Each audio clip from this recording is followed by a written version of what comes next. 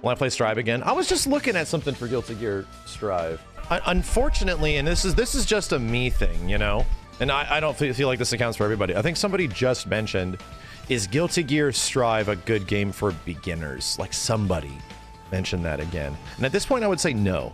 It's not. It'd be like, would XR a good game for beginners? Not specifically, no. Those games are not great for beginners at this point. If we were talking mid-2021, summer 2021, yes, Guilty Gear Strive might have actually been one of the best games you could just get into fighting games for beginners. Unfortunately, now it's a much different situation. There's not a ton of people that are going to be playing it at lower skill levels. You're going to get super fucked up in that game. And not to mention, outside of the quality of the online play, which is great, the actual matchmaking between you and other players is absolutely god-awful. There's not many fighting games right now that are personally great for new players. There just isn't. A fighting game being great for new players really doesn't come down to the technical integrity of the game, because any fighting game can be good for new players. It comes down to the audience that you have to play with. Fighting games have a very small audience to play with, so the ones that have bigger audiences to play with are great for new players. And it doesn't mean you can't jump in and learn. Learning, though, will be much more challenging the longer a game has been out. Depending if the online is good or bad, the quality of play like netcode, the matchmaking is good or bad. Guilty Gear Strive was a fantastic game for new players for like the first 6 months, I'd say. And then it sort of fell into the exact same anime trope of like all anime fighting games kind of fall into, where they essentially have their hardcore audiences that play the hell out of them, and everyone leaves. It's doing great competitively, but that we're not talking about competitively, we're talking about for new players. You think Street Fighter 6 will be fantastic for new players? Yes. Street Fighter 6 is offering everything the new player needs. Street Fighter 6, Tekken 8 when it eventually comes out, a new NRS game. All these games are amazing for new players. They have arguably some of the best player bases to pick from, or some of the biggest, you know? Somebody was asking, am I going to play Strive again? I don't think I don't want to. Because DNF kind of all the anime games, DNF was like the one I was having the most fun with. And we'll jump back into it when it gets new patches. I'd say XR getting rollback and existing again really took away my thunder for being excited about Guilty Gear Strive. It really did. And especially when I got it working again, when I was figuring out some of the technical issues I had on my end, learning that game is so much fun, man. It's fucking crack. And I was just, all I was doing when Rev 2 was in its rollback beta, when I didn't get a chance to play it, I was just watching other people playing it. It's just so much goddamn fun. I've never actually played a Guilty Gear game that is like a classic GG with good netcode. Never played it. New Guilty Gear is a very different kind of game, you know? To experience that, right? To experience a Guilty Gear game that I remember really liking, but was severely dampened by its online experience. So, and it still is. Like, everything outside of the netcode online for Rev 2 sucks. I just like it more, and it's down to personal preference. None of these games are bad. DNF Duel is not a bad fighting game either. It's just a game that lacks a lot of content and is a very abrasive kind of fighting game with a lot of ridiculous, aggressive tactics. Is DNF beginner friendly? Yes, that was the whole point of it. But it didn't work that way. DNF Duel is almost the best example of like, we're gonna give every character, make everything easy to do. Give characters ridiculously powerful tools and make everything easy to do. That was DNF Duel's mantra. Very beginner friendly.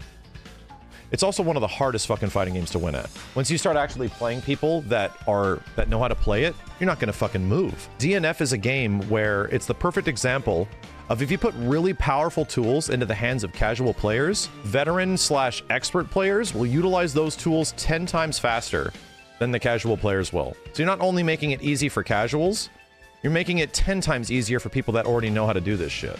It's the best example of that. So very quickly, you know, people figured out DNF Duel really fast, and now you don't get to play, which I'm fine with. I'm used to fighting games that are like that. I'm used to that shit. Just because things are easy to do in a fighting game doesn't mean you still don't have to learn it.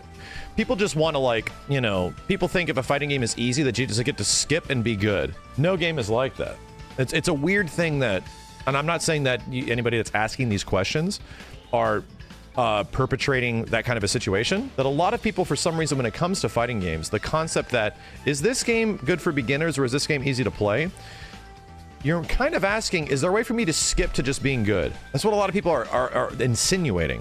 you know? And yeah, I mean, to be honest, fighting games have been made easier to play for the past 20 years and beginner friendly, even since like the late 90s. It's funny that you jump into anything else that's competitive, people don't expect to be immediately good in anything else between shooters or MOBAs or whatever. They have this question, oh, I'm not good at other fighting games, will I be good at this one? No, of course not.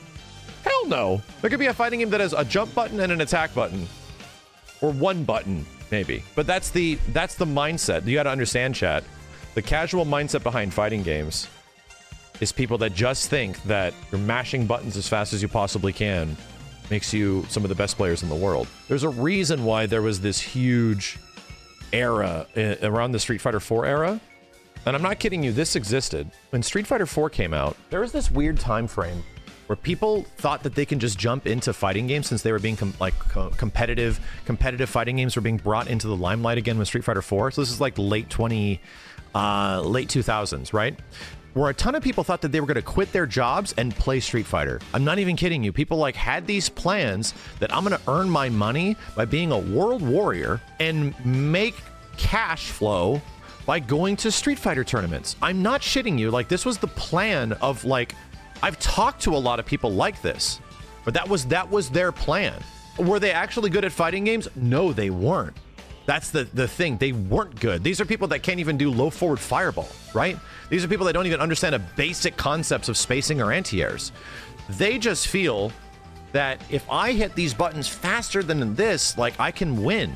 And if I just get better at doing that, I can actually win. I'm not shitting you. It was like a meme of the Street Fighter IV era. I'm not. Mega64 did a video on it. Watch this shit.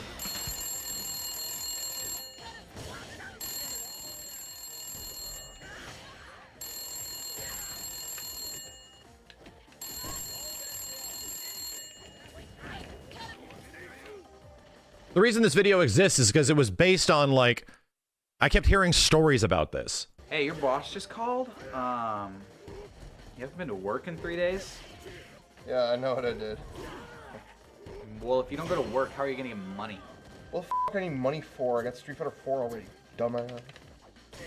So good. Well, how are you gonna pay your rent? Yeah, I already got a plan for it, okay? GameStop is having a Street Fighter 4 tournament. Are you planning on winning a bunch of money or something? What did I just say? It's a tournament. How do you think Tiger Woods makes his money? He goes to golf tournaments. And he's the richest chocolate lover in the world next to Brahma Combo. What's a chocolate lover? It's a euphemism. Take a f***ing English class. What if you don't win? What happens then if you don't win the tournament? F***ing life.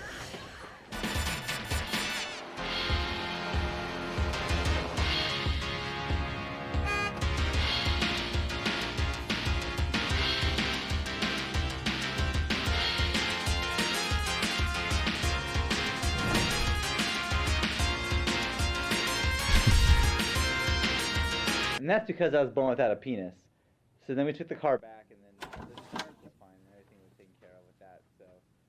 How was the tourney? The damage was to the left front tire. First It wasn't too freaking bad. You could see some of the place. wiring in the tire. So you won the money, and now you can pay your rent. And, I won this, and it is a sweatband to keep your sweat out of your eyes when you're doing karate fights. So how are you gonna pay the rent? Well, I have the fighter's spirit, and I am going to fight my way out of this situation. Fight. My auction ended at 99 cents. Well, what are you gonna do now? Well, now I'm Like, I wish this was based on a reality that didn't exist. And I wish I also wasn't guilty of it about not 10 years, I'd say maybe 5-6 years before it. About 5-6 years before, I remember having these like dreams and aspirations of this being like a reality where I could potentially like make tournament winnings instead of working and going to college and stuff. Luckily I didn't, you know, stop doing that. I just learned how to play fighting games on the side while I, you know, kept career stuff going along and going to school and work. That's like the weird mentality, right? That people just think that I can just jump in and become super good at it, and I'm just gonna make a lot of money that way. Is this fighting game easy to get into? People just think that like, hey, I just want to be good at this thing. Is this one different than the others? Because, you know, I just want to win. I don't want to actually lose. I'm actually really good at fighting games, even though I'm not good at any of them. Can I be good at this one? No! Of course not! Hell no!